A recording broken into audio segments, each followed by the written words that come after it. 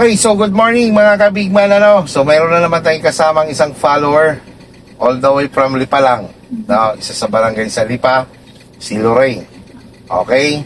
So shoutout po sa daddy niya. Thank you po. Thank you po sa inyong pagiging follower ko. At pagtitiwala niyo po sa Tolentinos Driving School and kay Bigman Serga po. Maraming salamat, sir. At huwag ho kayo mag-alala, bibigyan ho natin ng puhunan sa driving itong anak nyo. Okay? So, siyempre, step by step lang natin gagawin yon. Dahil ang ating oras lang naman dito sa school ay 8 hours lang. But depende nyo sa inyo kung gusto nyo pang i-extend ang oras nyo. Okay? Bago tayo mag-move ng palalahanan kita. So, kapag gumagalaw ka na, more on focus ka lang sa unahan, ang pagtingin sa side mirror ay mabilisan lang. Kailangan huwag tayong lalabas ng linya kung saan tayo nandun. Okay? Huwag kang tingin ng tingin sa likod. Huwag mo mamahalin yung mga nasa likod mo. Sabihin sila yung nakapokus sa'yo. Ang mahalin mo ay unahan mo. Okay? Yun yung term natin doon. Ibig sabihin mag-focus sa unahan, huwag masyadong mag-full attention sa likuran. Okay? And then, relax lang. Lakasan mo lang loob mo. Normal lang yung kinakabahan sa una. But, kailangan nating labanan yan kasi gusto nating matutong mag-drive. Hindi natin kailangan madaliin yan. Kailangan lang natin ay unti-untiin lang hanggang ma-overcome natin siya. Okay?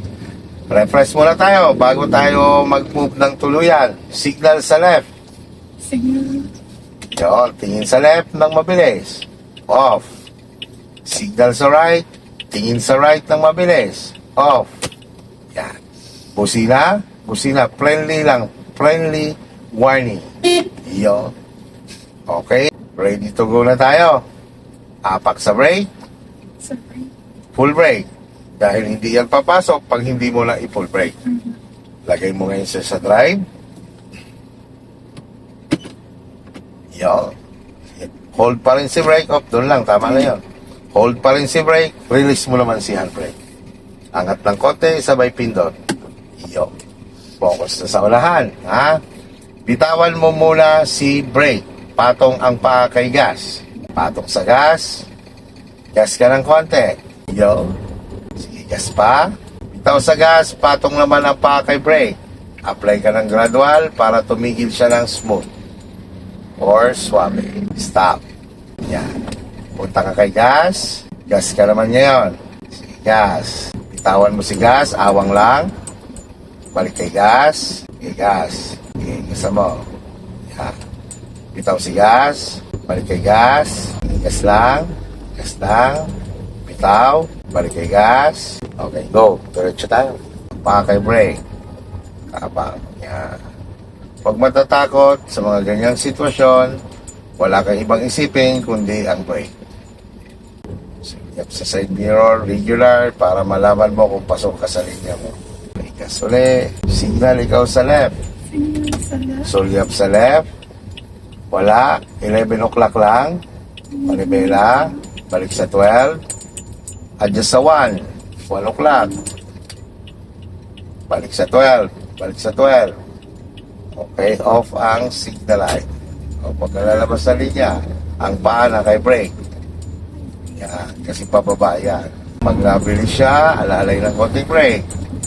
Hindi full brake ha, alalay lang. Yan. Stay on your lane lang ikaw. Bumagal siya, bitawan mo si brake. Bumili siya, applyan mo ng brake. Yan. Yan lang yan sa downhill. Bitawan mo ulit si brake. Wala mo ng gas. Brake control lang yan. Gas ka naman ngayon. Ayaw mo yan. Hinga ka malalim. Gas.